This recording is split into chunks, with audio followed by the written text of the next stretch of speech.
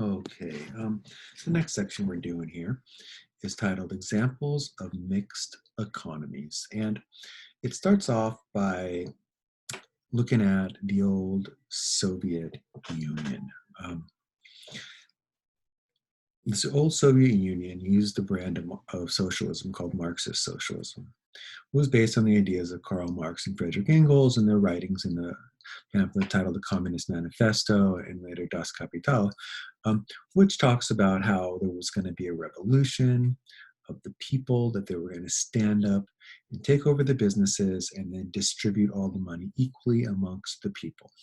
But, he would say, the step to get there is through socialism. Now, when Vladimir Lenin takes over the government after the Russian Revolution of 1917, he implements socialism. And then he implements what he calls wartime socialism or communism, where he takes more power than he expected to normally have.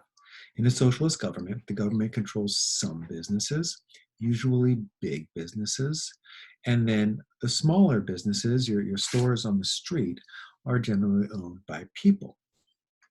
Um, but Lenin is going to take control of everything, all of these kind of businesses, and then later Stalin will even firm up control.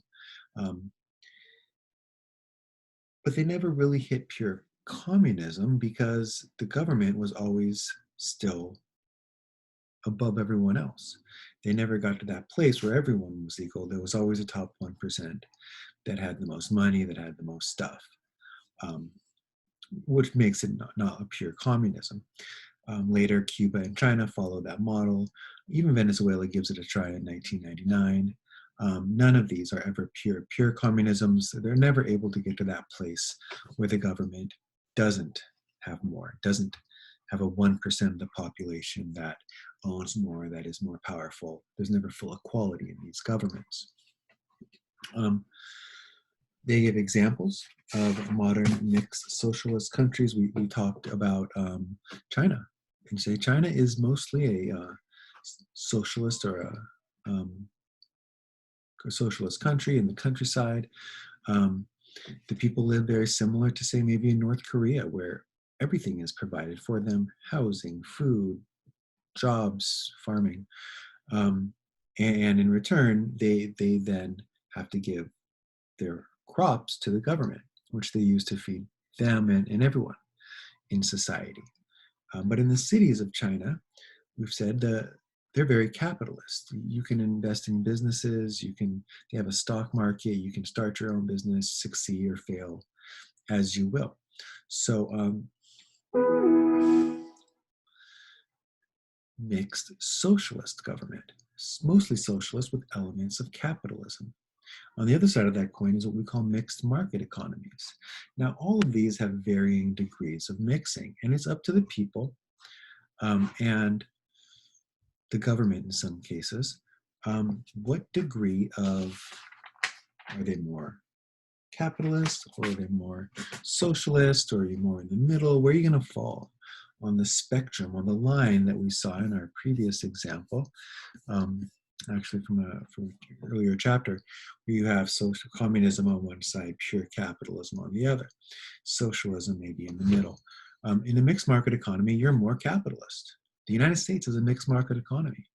We have mostly a capitalist government. You can start your own business. The government doesn't control almost any businesses. Now, I say almost, you may not know, but the government does own Amtrak. Yeah, our rail service across America is owned by the US government. Mail, USPS, is a US government company run by the government. Heck, our DWP in LA is a private public partnership between the city of Los Angeles and a utility. All of these are examples, from the federal to the city level, of a mixed economy. Schools are run by states and by cities. In a pure capitalist government, schools are paid for. They're probably all private schools, right? The government doesn't provide free schools for people like I personally got, and like you guys are getting here at Taft. Like my daughters get at Anadia or Portola. So we have a mixed market economy.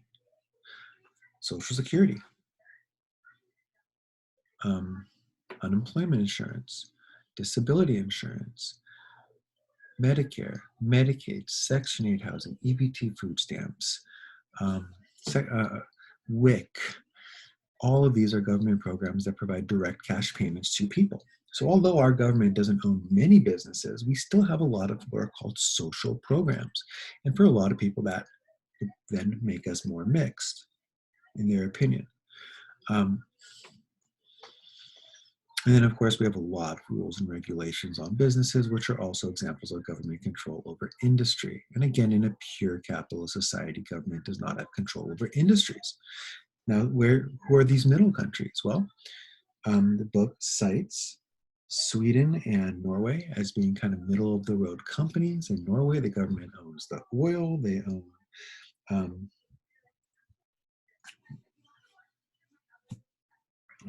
well, I guess the oil industry is a big one there. And they take the profits from the oil industry and they use it to provide services for the people. The same thing is true in Mexico. Same thing is true in Russia. In many countries, the oil industry is owned by the government, and they use those profits to give services to people.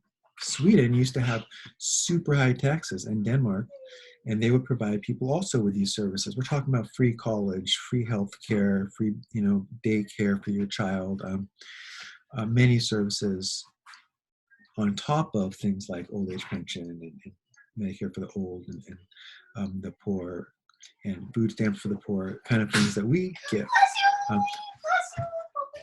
But they're not purely socialist. The government doesn't own small businesses in Sweden or Norway or Denmark. The individuals are allowed to choose their own professions. It's probably a little easier. The book also cites South Korea and India and Thailand, many examples of mixed market economies. And I don't know exactly where we want to draw the line. What changes from being a mixed socialist economy to a mixed market economy? Like where do we draw that line? I'm not comfortable deciding.